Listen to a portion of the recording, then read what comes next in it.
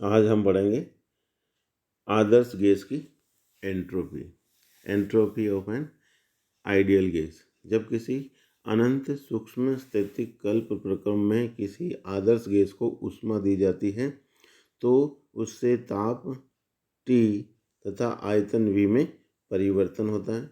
और ऊष्मागतिकी के प्रथम नियम से हम जानते हैं कि डेल्टा Q निकाय को दी गई ऊष्मा, उसकी ऊर्जा में परिवर्तन dE प्लस किए गए कार्य, जिसको हम PdV लिखते हैं, उन दोनों के योग के बराबर होती है। तो इस सूत्र का उपयोग हम यहाँ करेंगे। और नियत आयतन पर मोलार विशिष्ट ऊष्मा की परिभाषा भी अपन जानते हैं। CV इजिकल टू क्या होता है, dE बार अपॉन NdT, है ना। एकांक ताप बढ़ाने के लिए 1 मोल गैस के लिए उसकी ऊर्जा में जो परिवर्तन होता है या आवश्यक ऊर्जा जो होगी वो क्या कहलाती है, स्थिर आयतन पर विशिष्ट ऊष्मा कहलाती है। ये सूत्र आप पढ़ चुके हैं। CV हम यहाँ पे या देख रहे हैं कि 1/n dE बार dt के बराबर है, और dE क्रॉस गुणा करेंगे तो हमारे पास ये आ जाएगा NCV dt के बराबर। ये dE बार यहाँ ऊपर हम इस समीकरण में यहाँ रखेंगे इस dE को, तो ये आ जाएगा डेल्टा Q इजिकल टू निकाय को दी गई ऊष्मा है वो NCV dt प्लस PdV के बराबर हो जाएगी। अब इसमें T का भाग दे दें तो ये डेल्टा Q बाई T आ जाएगा हमारे पास इस तरह से। और हम जानते हैं आदर्श गैस की जो समीकरण होती है PV bar equal to nRT, यहाँ से P बार बाई T का मान हम यहाँ पे रखेंगे, तो ये nR/V यहाँ रखने के बाद हमारे पास ये समीकरण किसका आ गया, डेल्टा Q बाई T का। और हम जानते हैं कि ऊष्मागति का जो द्वितीय नियम है वो कहता है कि किसी निकाय को दी गई ऊष्मा dQ उसकी एंट्रोपी में परिवर्तन ds का T के साथ गुणनफल के बराबर होती है। dQ इजिकल टू हम जानते हैं किसके बराबर होता है, TdS के बराबर होता है। तो ds किसके बराबर हो जाएगा, dQ बाई T के बराबर, जो कि यहाँ पे ये सूत्र लिखा हुआ है। यहाँ से हम ऊपर की तुलना करें तो ये जो समीकरण है वो इस ds के बराबर आप लिख सकते हैं, और इसमें n कॉमन ले लेंगे तो ये हमारे पास CV dt upon T plus R dV upon V रह जाएगा। अब ये कह रहा है कि यदि हमारे पास आदर्श गैस की जो प्रारंभिक स्थूल अवस्था में दाब को P0 कर दें, इनिशियल प्रेशर, इनिशियल वॉल्यूम, और यानी प्रारंभिक आयतन ये हमारे पास V0 हो तथा ताप क्या हो, T0 हो, ये सब प्रारंभिक हैं। तो समीकरण 1 अनंत सूक्ष्म स्थितिकल्प प्रक्रम के लिए वैध होने के कारण प्रक्रम में ताप एवं आयतन में परिवर्तन अत्यंत मंद करवाते हैं, ताकि प्रक्रम में प्रत्येक अंत्य सूक्ष्म परिवर्तन के पश्चात निकाय संतुलन अवस्था में रहे। अब यदि परिवर्तन के अंत में परिणामी अवस्था में प्रक्रम ताप P, आयतन V तथा ताप T होता है तो एंट्रोपी में कुल परिवर्तन क्या हो जाएगा, जो ds है उसको हम S माइनस S0, ये प्रारंभिक था, उसको बाद में जो एंट्रोपी है मान उसमें से माइनस कर देंगे, तो ds को हम S माइनस S0 लिख सकते हैं, और यह समाकलन कर सकते हैं, ये इस तरह से लिख सकते हैं। और राइट हैंड साइड में भी इसी तरह से आप समाकलन करेंगे तो ये हमारे पास पूरा जो समीकरण था वो इसमें कन्वर्ट हो जाएगा। 2 पद थे राइट हैंड साइड में, उन दोनों का समाकलन अलग अलग आ जाएगा। और यदि प्रक्रम की विशिष्ट ऊष्मा ताप पर निर्भर करती है तो S माइनस S0 NCV यहाँ पे ये dt अपॉन T क्या हो जाएगा, log T के बराबर हो जाएगा।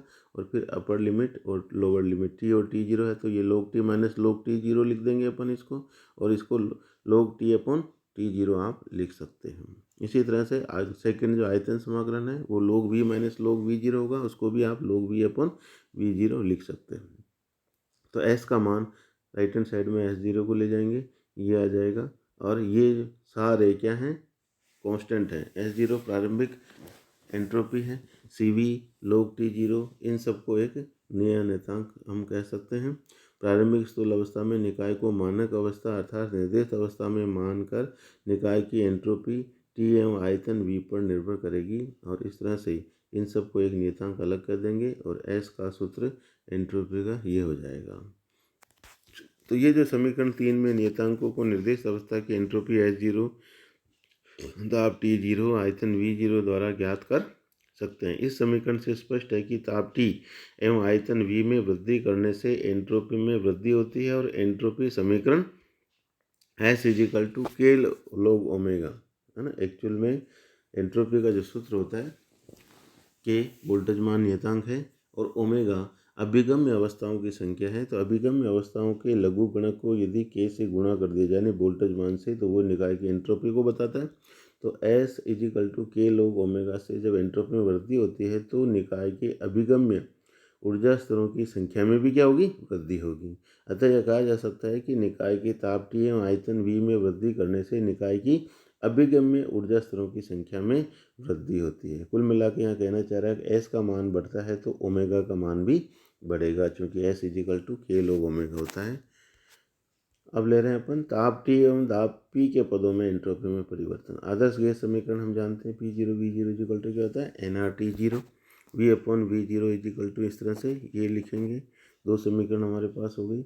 इन समीकरण दो में इसका मान रख देंगे तो S माइनस S0 इसके बराबर आ जाएगा। जो सेकंड पद था उसमें हमने इसका मान रखा V/V0 की जगह ये रख दिया, तो ये हमारे पास T/T0, इसको भी खोलेंगे दो अलग अलग, और ये दूसरा पद बाहर चला जाएगा, ठीक है। बाकी एन इसमें CV प्लस R हम जानते हैं मेयर संबंध से क्या होता है, CP के बराबर होता है, जो कि स्थिर दाब पर मोलार विशेष ऊष्मा को व्यक्त कर रहा है।